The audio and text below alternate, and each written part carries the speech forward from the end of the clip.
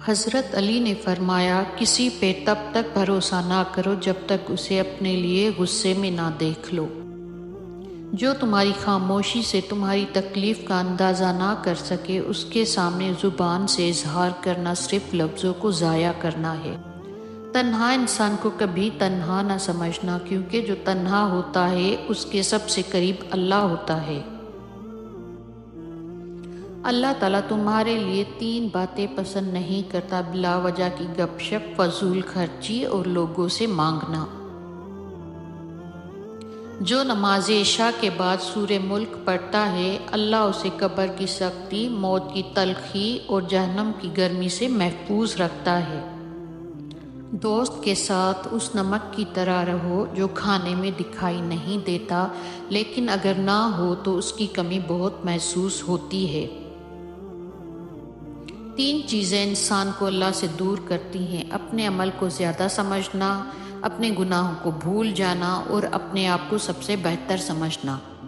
جو دعا قبولیت میں وقت لیتی ہے، پھر وہ قبول ہو جانے پر وقت ہی بدل دیتی ہے۔ کبھی تم دوسروں کے لیے دل سے دعا مانگ کر تو دیکھو، تمہیں اپنے لیے دعا مانگنے کی ضرورت ہی نہیں پڑے گی۔ اگر زندگی کو خوبصورت بنانا ہے تو سہنا سیکھو، نظر انداز کرنا سیکھو، خاموش رہنا سیکھو اور اکیلے جینا سیکھو۔ انسان زندگی سے مایوس ہو تو کامیابی بھی ناکامی نظر آتی ہے۔ ہمیشہ دعا مانگتے رہا کرو، کیونکہ دعا کبھی رد نہیں ہوتی، یا تو قبول ہو جاتی ہے، یا آخرت کے لیے ذخیرہ ہو جاتی ہے، یا مصیبت کو ٹال دیتی ہے۔ نماز پڑھا کرو، کوئی ملے یا نہ ملے اللہ مل جاتا ہے، اور جب اللہ مل جاتا ہے تو سب مل جاتا ہے۔ اگر تم کسی کے ساتھ بھلائی کرو، تمہیں اس کا بدلہ برائی کی صورت میں ملے تو سمجھ لو کہ تمہاری نیکی قبول ہو گئی۔ جن لوگوں کو تنہائیاں پاک ہوتی ہیں، ان کی دعائیں کبھی رد نہیں ہوتی۔ جب رب راضی ہونے لگتا ہے تو بندے کو اپنے عیبوں کا پتہ لگانا شروع ہو جاتا ہے، اور یہی اس کی رحمت کی پہلی نشانی ہے۔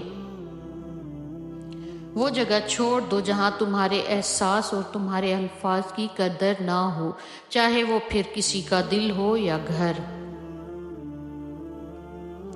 ہمیشہ ایسے شخص کو چنا کرو جو آپ کو عزت دے، کیونکہ عزت محبت سے کہیں زیادہ خاص ہوتی ہے۔ کبھی بھی لوگوں کی باتوں سے پریشان نہ ہونا، کیونکہ آپ نے اپنا حساب رب کو دینا ہے، ان لوگوں کو نہیں۔ بے فکر ہو جاؤ، اللہ پاک مخلص دلوں کے ساتھ کبھی ناانصافی نہیں کرتا۔